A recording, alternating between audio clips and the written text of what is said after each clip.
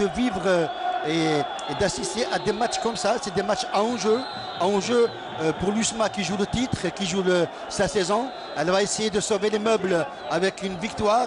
D'abord 3 points après le titre. Et puis en face, il y a une équipe du MCO Hakim. Attention, tout à l'heure vous avez dit qu'en 1983, cette équipe du MCO, elle a vécu le même scénario. Elle a vécu le même scénario. Il ne faut jamais vendre la peau de l'ours avant d'avoir tué. Aujourd'hui, cette équipe du MCO, indépendamment de l'aspect technique et tactique, de l'organisation, c'est une équipe qui, dans son esprit, est venue pour au moins espérer partir avec un point. Par contre, en face, l'USM Alger Hakim, ce que j'ai envie de dire, c'est que indépendamment de la qualité individuelle des joueurs, là, il faut que les joueurs de l'USM Alger soient très forts mentalement. Et regardez-moi ces belles images dans les tribunes de l'USMA d'Alger. Le festival qui a des total de 22 matchs entre l'USMA d'Alger et le MC Oran.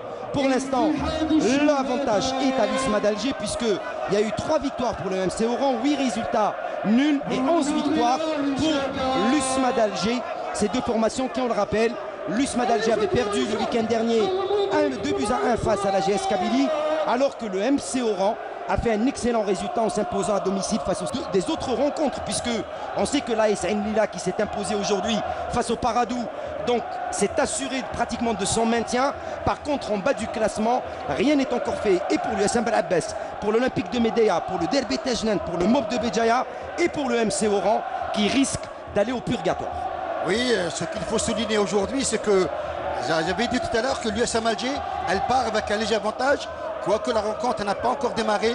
Attention, l'USM Alger n'a pas encore gagné ce match parce que le football a toujours été imprévisible et il le restera tout le temps. Rencontre qui demande beaucoup plus d'énergie mentale et ne pas faire n'importe quoi, parce que quand on fait n'importe quoi, on de près et très près, bien sûr, des deux bancs des remplaçants. Alors je rappelle, pour ce qui est des bancs des remplaçants, voici la bâtiche, ne l'a pas donné tout à l'heure, on va retrouver côté MC Oran, Bedboud. Vous qui adorez ce genre de style d'ambiance, vous êtes gâtés, c'est un groupe de finale de Coupe d'Algérie. En tout cas, je remercie la télévision algérienne.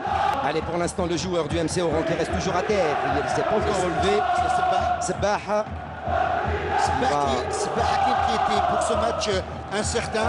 On avait pensé que Bedbouda allait prendre sa place, ça n'a pas été le cas. Eh oui, Bedbouda qui doit réagir le plus rapidement possible. Ahmed Alibi, il reste pratiquement 1 minute dans le temps officiel. On va faire un point complet.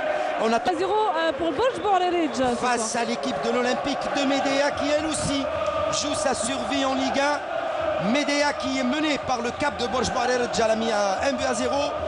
Et l'entente de Sétif qui est menée par la GS Saoura 2-1. Et 2 minutes. Quelles que soient les données. Allez, ce coup franc peut-être. Ces balles arrêtées également qui peuvent jouer en faveur du MC Oran. Avec, vous le voyez, ces belles images qui nous sont présentées par Yazid Belkot et toute l'équipe du Garage des 4. Présent. Très belle ambiance. Avec nous au stade Omar. Allez, peut-être sur cette occasion, le MCO, s'il arrive à bien négocier cette balle arrêtée,